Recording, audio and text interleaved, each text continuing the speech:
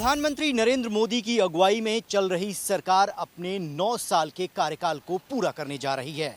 पहली बार 26 मई 2014 को प्रधानमंत्री के रूप में नरेंद्र मोदी ने शपथ ली थी। अब उनके कार्यकाल में चल रही सरकार अपने 9 साल के कार्यकाल को कंप्लीट करने जा रही है और इस 9 साल के अवसर पर देश को प्रधानमंत्री नरेंद्र मोदी एक बड़ी सौगात देने जा रहे हैं। आखिरकार वो सौगात क्या है और इसके लिए सरकार क्या कुछ प्लानिंग कर रही है, आज हम आपको बताने जा रहे हैं। इस वक्त हम विजय चौक पर मौजूद हैं और सेंट्रल विस्टा रीडेवलपमेंट प्रोजेक्ट के तहत इसी लुटियंस जोन में जो तमाम इमारतें आप देख रहे हैं उनमें बहुत सारी नई इमारतों का निर्माण जो है वो कराया जा रहा है और जानकारी यही मिल रही है कि देश की सबसे महत्वपूर्ण इमारत जिसे हम टेंपल ऑफ डेमोक्रेसी कहते हैं यानी संसद भवन, वो बनकर तैयार हो गई है।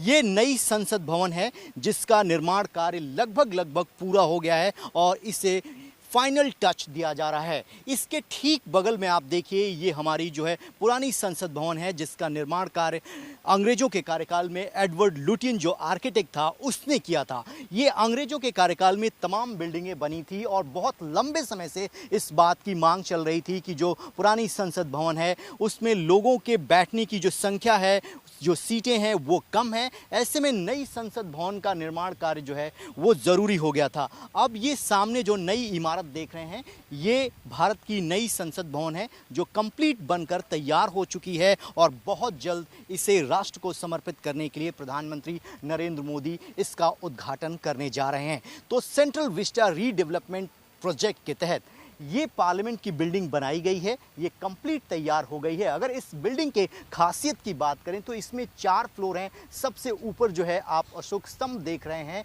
और उसके नीचे अगर हम बात करें तो इसके अंदर 4 फ्लोर हैं और लगभग 1200 से ज़्यादा सांसदों के बैठने की व्यवस्था जो है इसके अंदर की गई है। और अगर परिसीमन के बाद सांसदों की संख्या बढ़ती है तो आने वाले 30 से 40 साल तक जितने भी सांसद रहेंगे उनको बैठने के लिए प्रॉपर अरेंजमेंट यहाँ किया गया है। इसके साथ ही यहाँ पर पार्किंग की पूरी व्यवस्था की गई है और अत्याधुनिक तकनीक का इस्तेमाल किया गया है और लोकसभा और राज्यसभा के साथ साथ एक अलग हॉल बनाया गया है और पूरा इस बात का ध्यान रखा गया है कि इंफ्रास्ट्रक्चर जो है वो वर्ल्ड क्लास का हो। आखिरकार देश के प्रधानमंत्री नरेंद्र मोदी ने देश को नई संसद भवन सौंपने के लिए 28 मई की तारीख ही क्यों चुनी?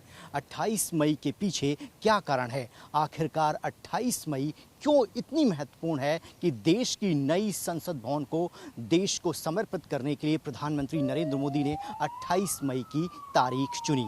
तो आपको बता दें कि 28 मई को वीर सावरकर की जन्म जयंती है और इसी दिन भारत सरकार ने फैसला किया है, जो सूत्रों से हमें जानकारी मिली है कि नई संसद भवन को देश को समर्पित किया जाएगा। संघ परिवार भारतीय जनता पार्टी और पूरे देश में एक वर्ग है जो मानता है कि वीर सावरकर ने अपने जीवन में बहुत सारी यातनाएं झेली, देश के स्वतंत्रता आंदोलन को एक नया आयाम दिया। लेकिन एक वर्ग देश में ऐसा भी है जो ये मानता है कि महात्मा गांधी की हत्यारे के पीछे जो विचारधारा थी उसको सपोर्ट करते थे वीर सावरकर। और कांग्रेस पार्टी के पूर्व राष्ट्रीय अध्यक्ष राहुल गांधी बार बार ये कहते हैं कि मैं सावरकर नहीं हूँ, मैं गांधी हूँ, मैं माफ़ी नहीं मांगूंगा।